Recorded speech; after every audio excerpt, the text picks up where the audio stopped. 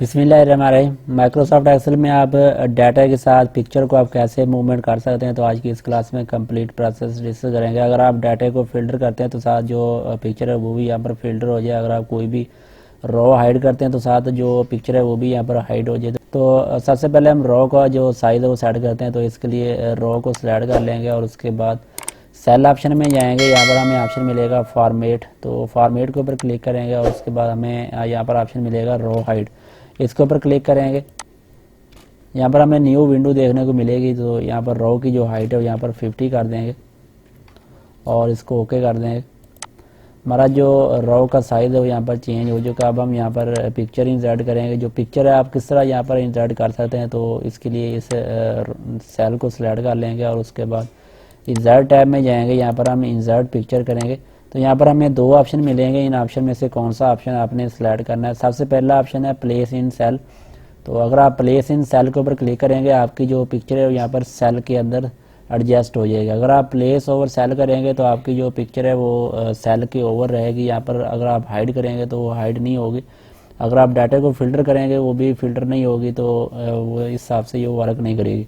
तो हम यहाँ पर सिलेक्ट करेंगे प्लेस इन सेल। तो इसके ऊपर क्लिक करेंगे और यहाँ पर हमें आगे न्यू यहाँ पर ऑप्शन मिलेंगे। जो पिक्चर है आपने कहाँ से उठानी है, फ्रॉम दिस डिवाइस लेनी है या फिर मोबाइल से आपने पिक्चर लेनी है या फिर स्टॉकेज इमेज लेनी है या फिर ऑनलाइन पिक्चर आपने उठानी है। तो हम यहाँ पर डिवाइस से जो पिक्चर है यहाँ पर हमने इंसर्ट करनी है, दिस डिवाइस सिलेक्ट करेंगे और यहाँ पर हमें न्यू विंडो देखने को मिलेगी। जो पिक्चर आपने इंसर्ट करनी है उस पिक्चर को सिलेक्ट कर लेंगे और इनको इंसर्ट कर देंगे। ये आप देख सकते हैं हमारी जो पिक्चर है यहाँ पर सेल के अंदर एडजस्ट हो चुकी है। अब हम यहाँ पर डाटा को फिल्टर करते हैं। कोई भी यहाँ पर डाटा फिल्टर करते हैं, यहाँ पर जो पिक्चर है वो भी यहाँ पर फिल्टर होकर आ जाएगी। तो इसको सिलेक्ट ऑल करते हैं। यहाँ पर तमाम जो पिक्चर है वो यहाँ पर ये देखें डाटा के साथ मूवमेंट कर रहे हैं। अगर आप रो को हाइड करते हैं तो यहाँ पर रो को सिलेक्ट करते हैं और यहाँ पर राइट क्लिक करेंगे और हाइड बटन के ऊपर क्लिक करेंगे। हमारी जो रो वो भी यहाँ पर हाइड हो चुकी है और साथ जो पिक्चर है वो भी यहाँ पर हाइड हो चुकी है।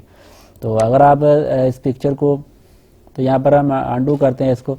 अगर आप कोई कॉलम हाइड करते हैं यहाँ पर इस कॉलम को सिलेक्ट करेंगे और इसके ऊपर राइट क्लिक करते हैं और यहाँ पर इसको हाइड कर देते हैं। ये आप देख सकते हैं जो पिक्चर वाला जो कॉलम है वो यहाँ पर हाइड हो चुका है। अगर आप पिक्चर को इस तरीके से इंसर्ट नहीं करेंगे तो ये वाली जो मूवमेंट है पिक्चर की वो इस हिसाब से नहीं होगी। अगर आप प्लेस ओवर सेल करेंगे तो यहाँ पर जो पिक्चर है वो इस हिसाब से वर्क नहीं करेगी। अगर आप प्लेस ओवर सेल के ऊपर क्लिक करते हैं और उसके बाद यहाँ पर दिस डिवाइस के ऊपर क्लिक करेंगे और यहाँ पर कोई भी पिक्चर हम सिलेक्ट कर लेते हैं और इसको इंसर्ट कर लेते हैं।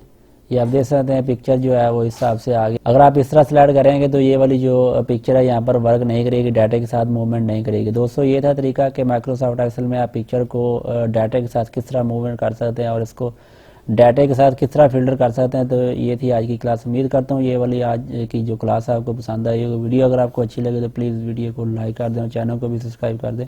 तो मिलते हैं इंशाल्लाह किसी नए टॉपिक के साथ। अल्लाह हाफिज़।